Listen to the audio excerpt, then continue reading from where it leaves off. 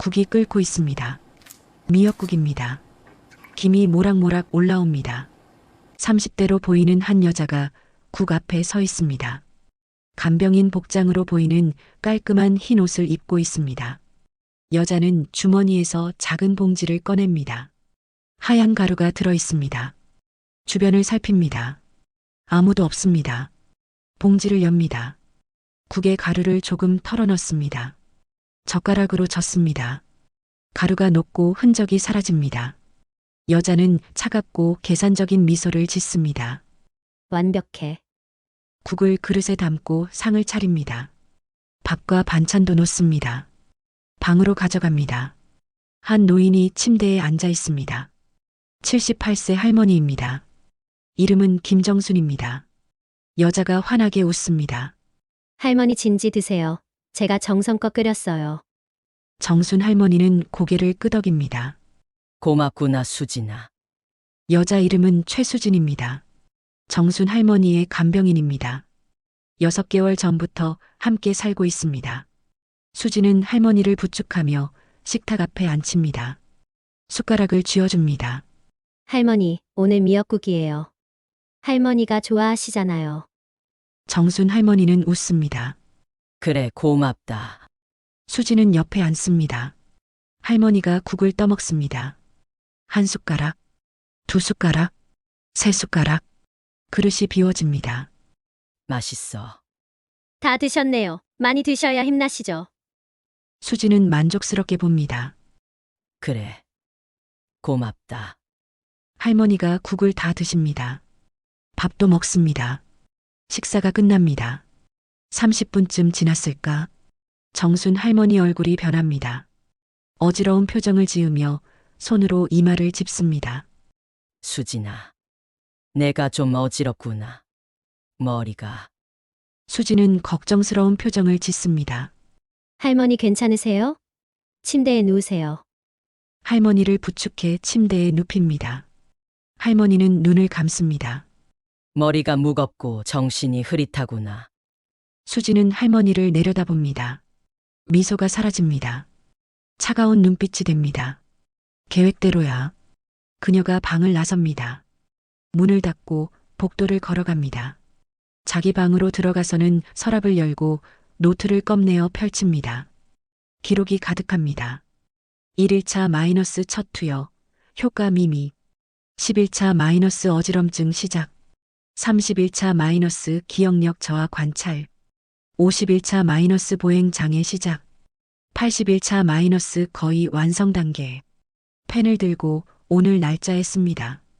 80일차 마이너스 계획 순조, 곧 유언장 단계.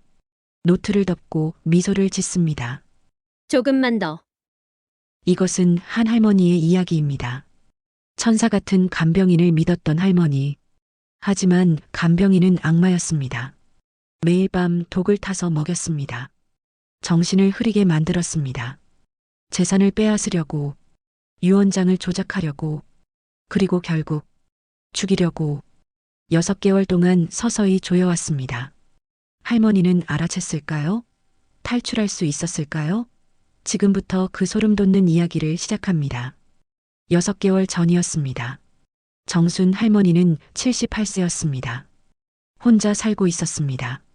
남편은 10년 전 세상을 떠났고 자녀는 아들 하나뿐이었습니다. 이름은 김민수, 45세였습니다. 서울에서 회사를 다녔고 많이 바빠서 자주 찾아오지 못했습니다. 한 달에 한두 번. 정순 할머니는 이해했습니다. 아들도 바쁘니까.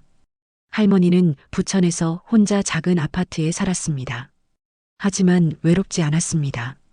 이웃들과 친했고 경로당도 다녔습니다. 건강했으며 혼자서도 잘 살았습니다. 하지만 어느 날부터 몸이 안 좋아졌습니다. 허리가 아팠고 무릎도 시큰거렸습니다. 혼자 움직이기 힘들었습니다. 장 보러 가는 것도 힘들어졌고 집안일도 버거워졌습니다. 아들에게 전화했습니다. 민수야. 엄마 요즘 몸이 안 좋아서 혼자 있기 힘들구나. 민수는 걱정했습니다. 엄마 그럼 서울로 오세요. 같이 살아요. 할머니는 거절했습니다. 아니다. 너희 집은 좁잖니? 며느리도 힘들 거고. 나는 여기가 좋아. 그냥 누가 좀 도와주면 좋겠구나. 민수는 생각했습니다. 그럼 간병인을 구할까요? 할머니는 동의했습니다. 그래, 그게 좋겠다. 고맙다. 아들. 민수는 간병인을 알아봤습니다. 인터넷으로 검색했습니다. 간병인 소개 업체가 많았습니다. 한 곳에 연락했습니다. 어머니, 간병인이 필요한데요. 업체가 물었습니다. 어떤 분을 원하시나요?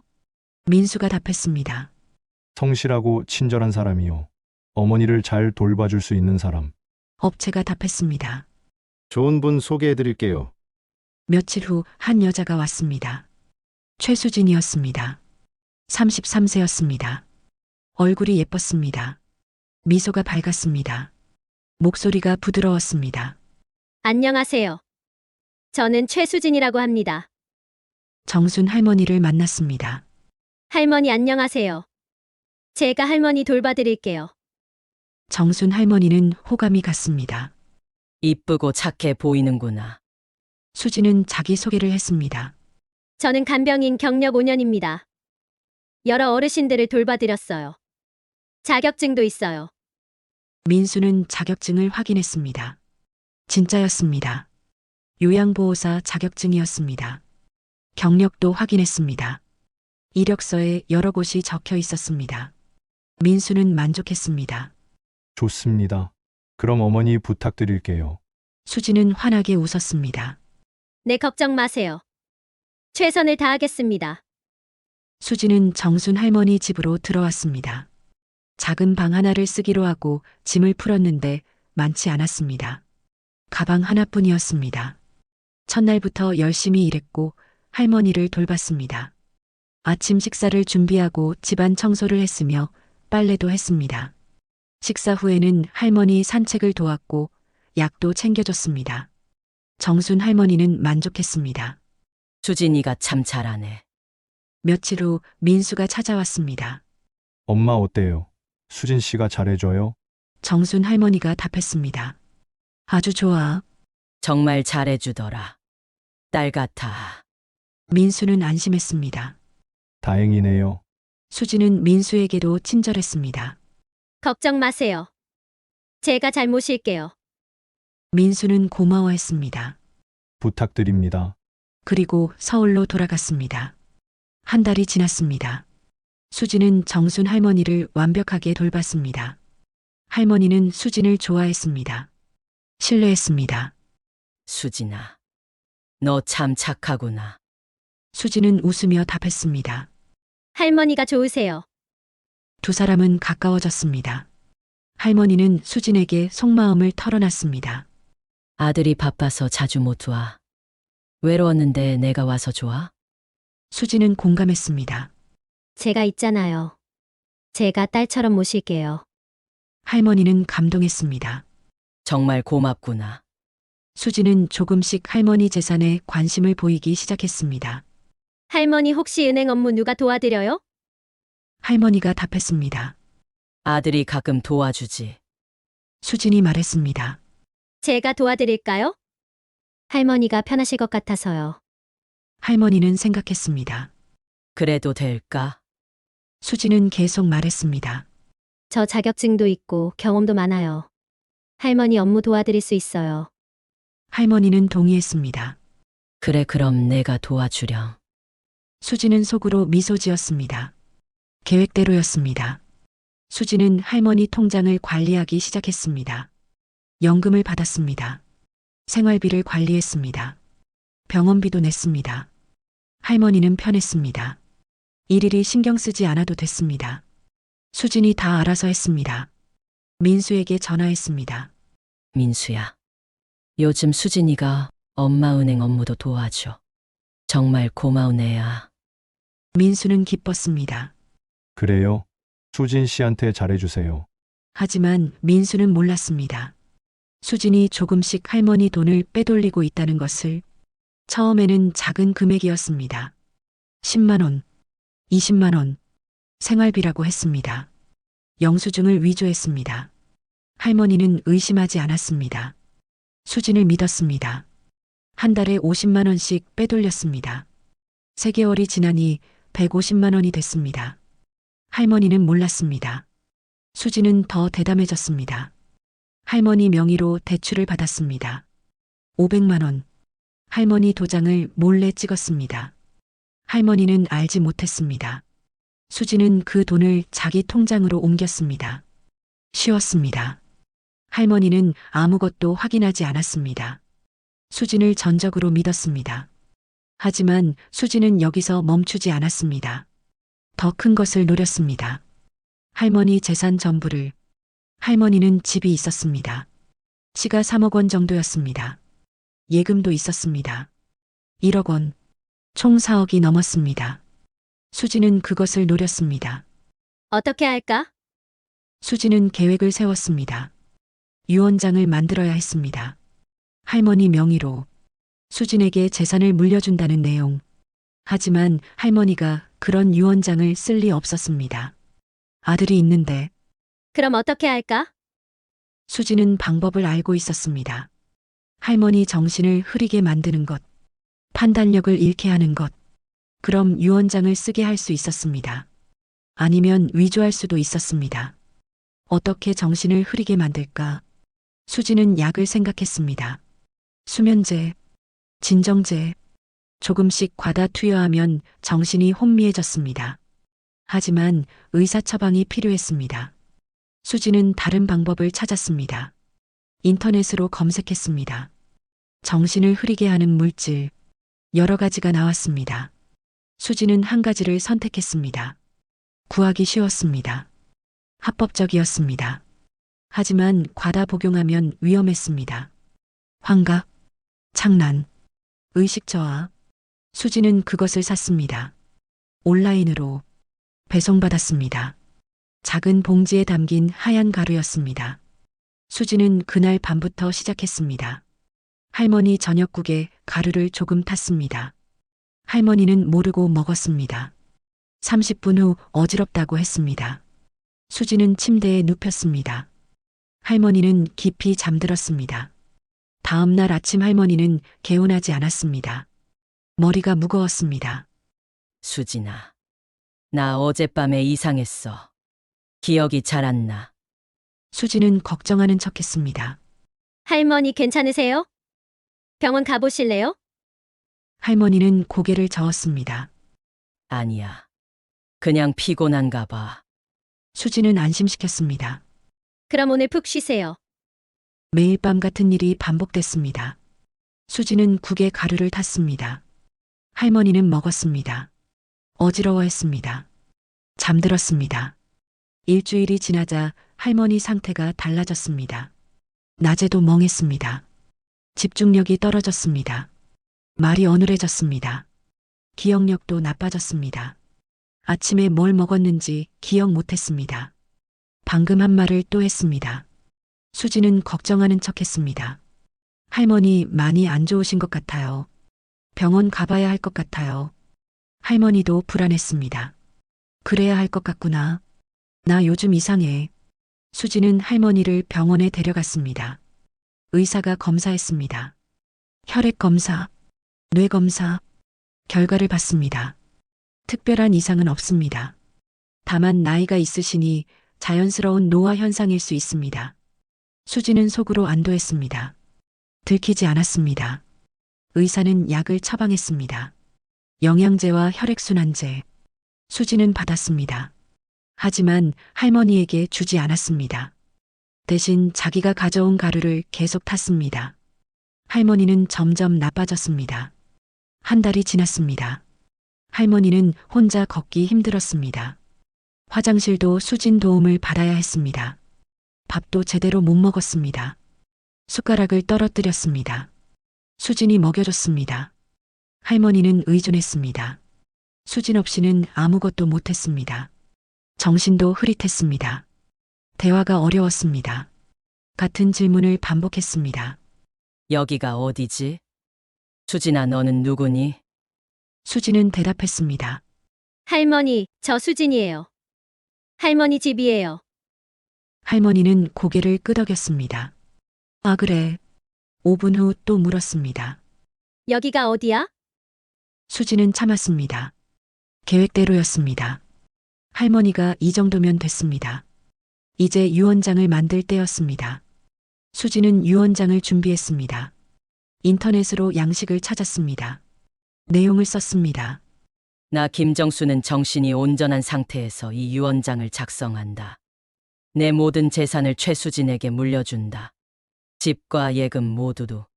최수진은 나를 친딸처럼 돌봐줬다. 그에 대한 보답이다. 아들 김민수에게는 미안하지만 이해해주길 바란다. 2024년 9월 1일 김정순. 수지는 만족했습니다. 완벽했습니다. 이제 할머니 서명만 받으면 됐습니다. 어떻게 받을까? 할머니 정신이 흐린 상태에서 받아야 했습니다.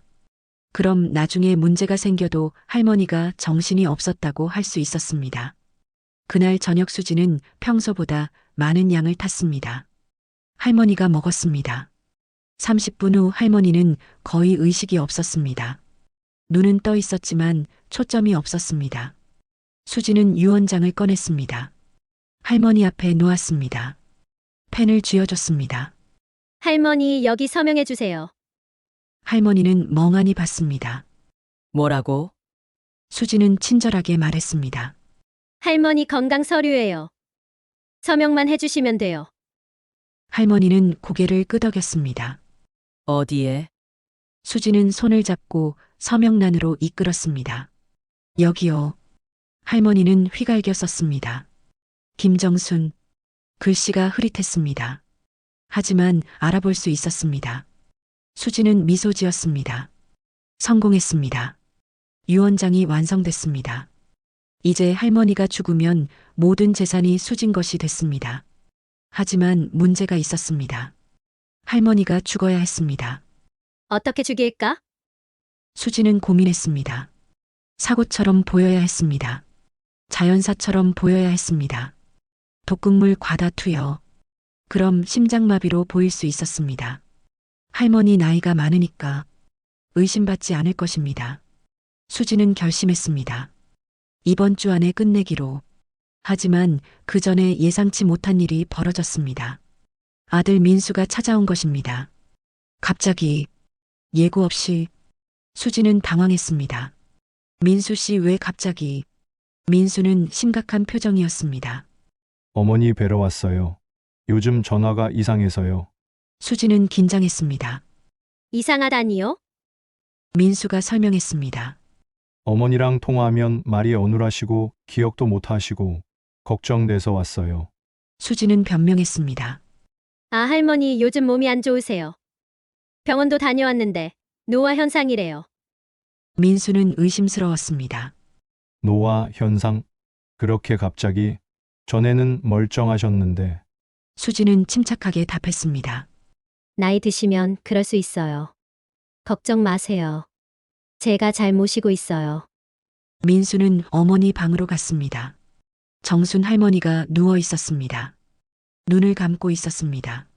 민수가 다가갔습니다. 엄마! 할머니는 눈을 떴습니다. 초점이 없었습니다. 누구세요?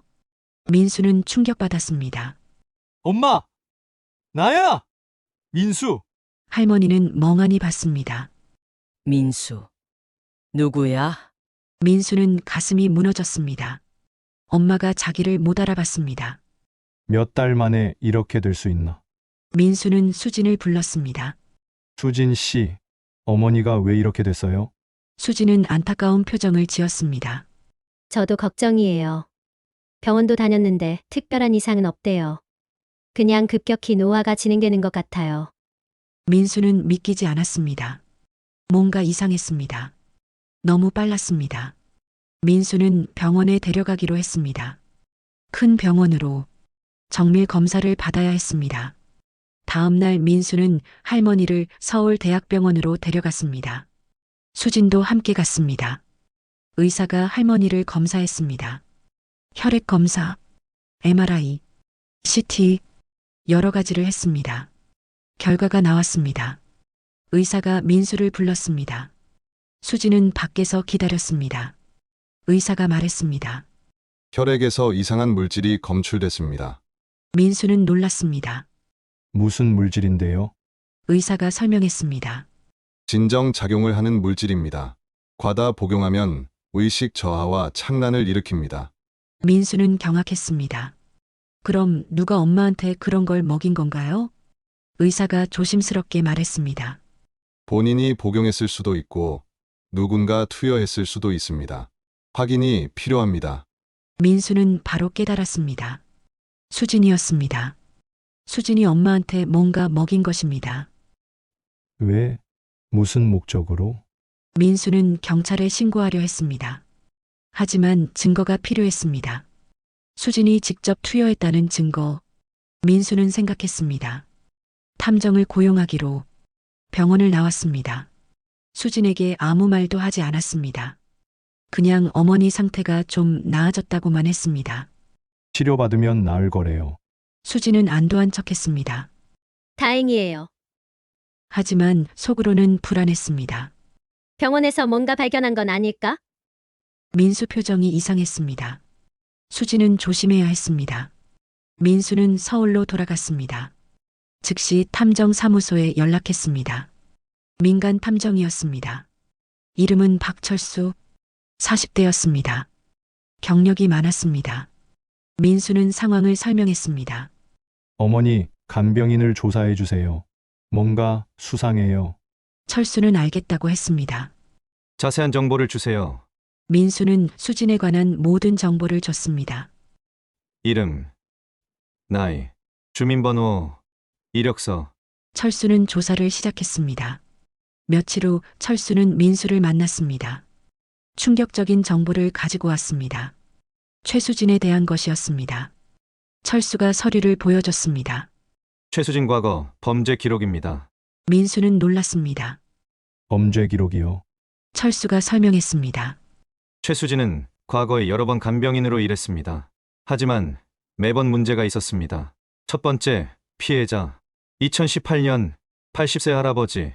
수진은 6개월 동안 돌봤습니다. 할아버지는 갑자기 사망했습니다. 심장마비로 유원장의 수진에게 1억을 준다고 되어 있었습니다. 가족들이 이상하게 여겼습니다. 조사했습니다. 유원장 서명이 위조였습니다. 수진을 고소했습니다. 하지만 증거 부족으로 무혐의 처분됐습니다. 두 번째, 피해자. 2020년 75세 할머니. 수진은 1년 동안 돌봤습니다. 할머니 통장에서 2천만 원이 사라졌습니다. 수진이 빼돌린 것이었습니다. 가족들이 알아챘습니다. 신고했습니다. 수진은 체포됐습니다. 재판을 받았습니다. 징역 1년의 집행유예를 받았습니다. 세 번째, 피해자. 2022년 82세 할아버지.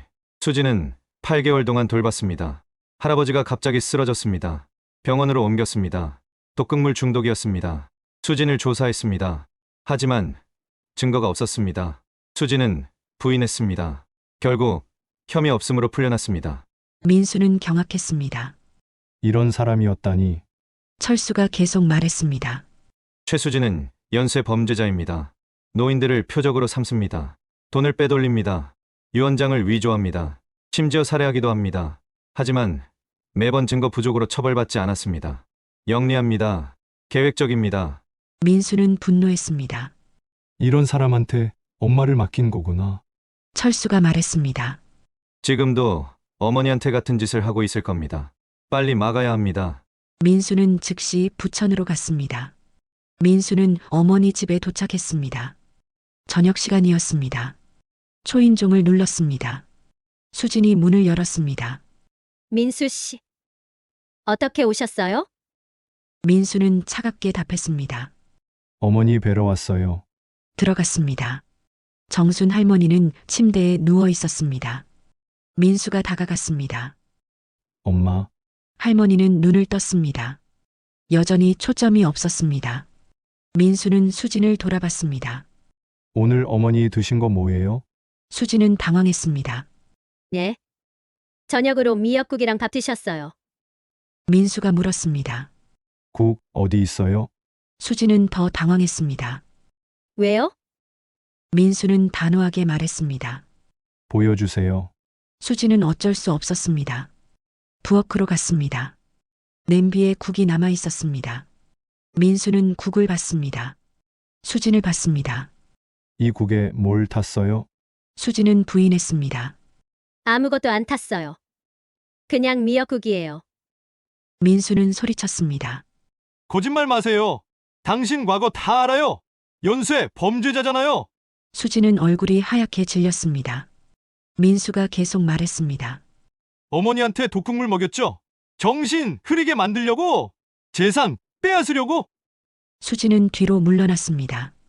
아니에요. 오해예요. 민수는 핸드폰을 꺼냈습니다. 경찰 부르겠어요. 수진은 패닉 상태가 됐습니다. 갑자기 칼을 꺼냈습니다. 부엌 칼이었습니다. 민수를 향해 들었습니다. 움직이지 마요.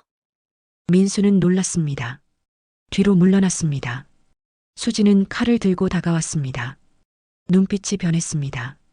차갑고 광기 어린 눈빛이었습니다. 당신이 참견하지 않았으면 완벽했을 텐데. 민수는 말했습니다. 수진 씨 진정하세요. 칼 내려놓고 얘기해요. 수진은 웃었습니다. 미친 듯한 웃음이었습니다. 얘기? 무슨 얘기를 해요? 난 이미 끝났어요. 당신이 다 망쳤어요. 민수는 조심스럽게 물러났습니다. 수진은 따라왔습니다. 칼을 휘둘렀습니다. 민수는 피했습니다. 간발에 차였습니다. 그때 현관문이 열렸습니다. 탐정 철수가 들어왔습니다. 경찰도 함께였습니다. 민수가 미리 연락해둔 것이었습니다. 수진은 놀랐습니다. 돌아봤습니다. 경찰이 소리쳤습니다. 칼 내려놓고 손들어. 수진은 주저했습니다. 경찰이 다가왔습니다. 수진은 칼을 떨어뜨렸습니다. 경찰이 수진을 제압했습니다. 수갑을 채웠습니다. 수진은 울었습니다. 아니에요. 오해예요. 나는 아무것도 안 했어요. 경찰은 듣지 않았습니다. 최수진 씨 체포합니다. 재산 갈취와 독극물 투여 혐의입니다. 수진은 끌려갔습니다. 저항했지만 소용없었습니다. 민수는 주저앉았습니다. 숨이 찼습니다. 아슬아슬했습니다. 조금만 늦었어도 큰일 날 뻔했습니다. 철수가 다가왔습니다. 괜찮으세요? 민수는 고개를 끄덕였습니다. 감사합니다. 어머니는요? 철수가 답했습니다. 어머니는 괜찮으세요. 병원으로 옮기는 게 좋겠습니다. 민수는 어머니 방으로 갔습니다. 정순 할머니는 여전히 누워 있었습니다. 하지만 눈빛이 조금 달라진 것 같았습니다. 초점이 생긴 것 같았습니다. 엄마, 할머니는 천천히 민수를 봤습니다. 입을 열었습니다. 민수야, 민수는 눈물이 났습니다. 엄마, 저예요. 알아보세요. 할머니는 고개를 끄덕였습니다. 알아. 내 아들. 민수는 할머니를 안았습니다. 울었습니다. 다행이었습니다. 엄마가 돌아왔습니다.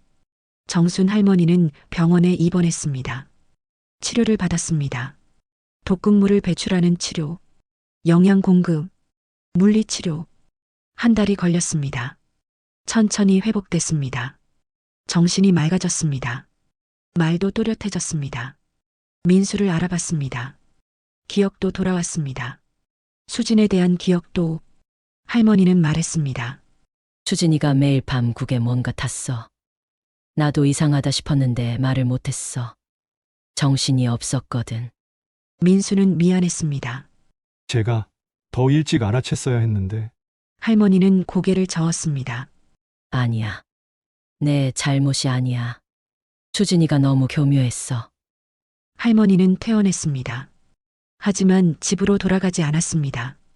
민수가 서울로 모셨습니다. 함께 살기로 했습니다. 할머니도 동의했습니다. 이제 혼자 살기 무서웠습니다. 다시는 간병인을 믿을 수 없었습니다. 수진은 재판을 받았습니다. 증거가 충분했습니다. 할머니 집에서 독극물이 발견됐습니다. 수진 방에서, 할머니 혈액에서도 검출됐습니다. 위조된 유언장도 발견됐습니다. 수진 지문이 묻어 있었습니다. 과거 범죄 기록도 제출됐습니다. 수진은 모든 혐의를 인정할 수밖에 없었습니다.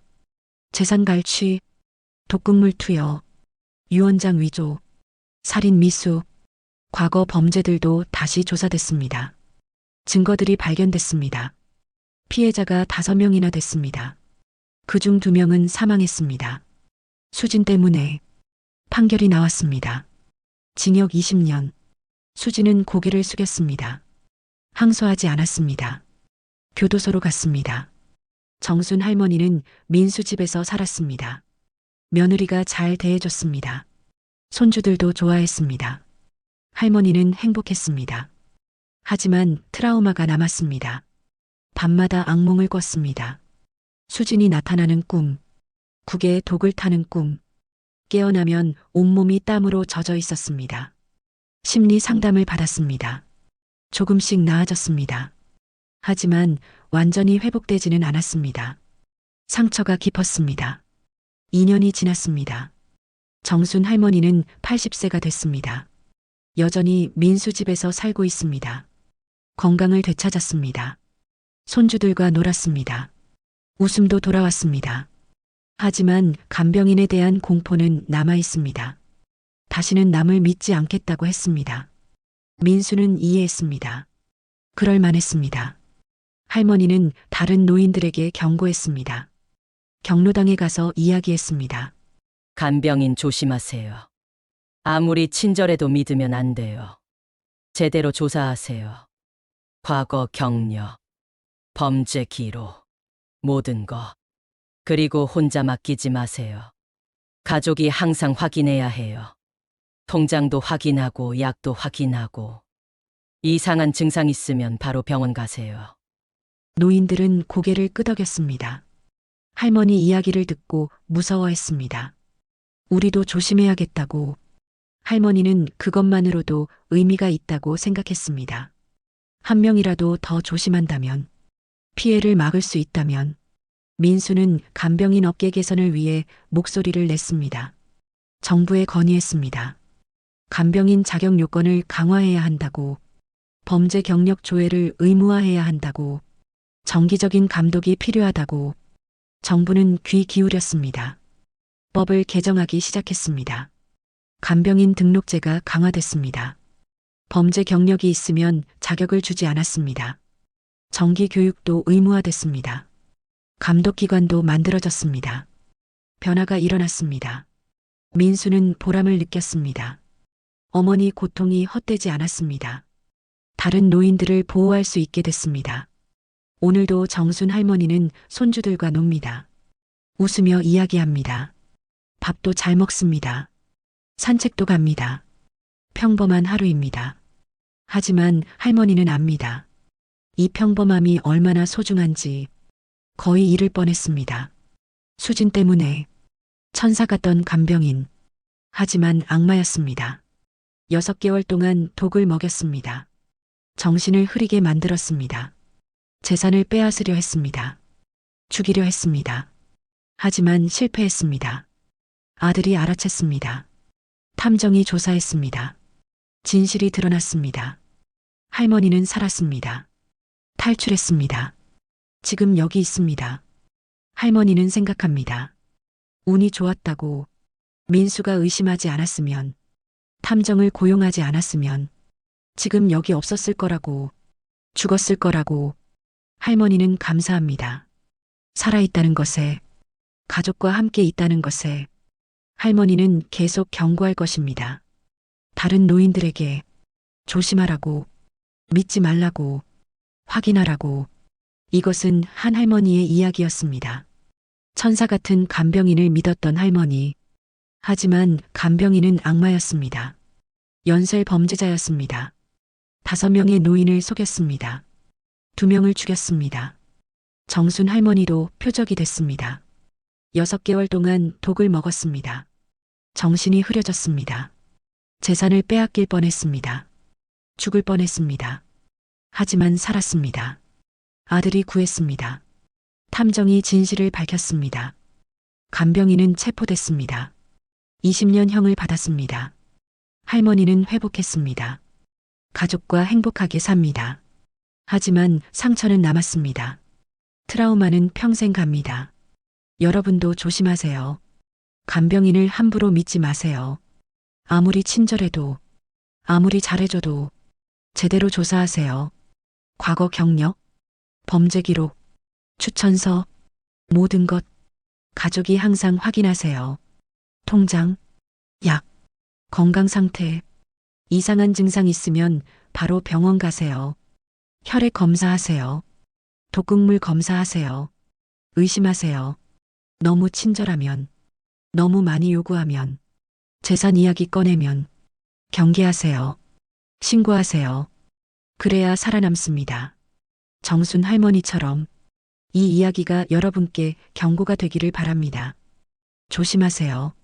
항상 간병인을 맡기더라도 가족이 관리하세요. 정기적으로 방문하세요. 확인하세요. 대화하세요. 노인 말을 들어주세요. 이상하다고 하면 믿어주세요. 조사하세요. 그게 부모를 지키는 방법입니다. 그게 가족의 책임입니다. 정순 할머니는 운이 좋았습니다. 하지만 모두가 운이 좋은 건 아닙니다. 죽은 노인들도 있습니다. 수진 손에 그들은 돌아오지 못했습니다. 여러분 부모는 어떻습니까? 지금 안전합니까? 확인하세요. 오늘 당장 전화하세요. 방문하세요. 확인하세요. 늦기 전에, 후회하기 전에. 감사합니다. 조심하세요. 시청해주셔서 감사합니다. 구독과 좋아요는 영상 제작에 큰 힘이 됩니다.